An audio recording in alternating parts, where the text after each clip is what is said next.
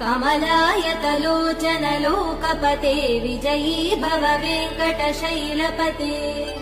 स चतुर्मुख षण्मुख पञ्चमुख प्रमुखाखिल दैवतमौलिमणे शरणागत वत्सल सारनिधे परिपालय मां वृषशैलपते अतिवेलतया तव दुर्विषहैरनुवेल कृतैरपराध सदैः हरितं त्वरितं वृषशैलपते परया कृपया परिपाहि हरे अधिवेङ्कटशैलमुदारमते जनताभिमतादिकदानरतात् परदेवदया गदितान् निगमै कमलादयितान् परं कलये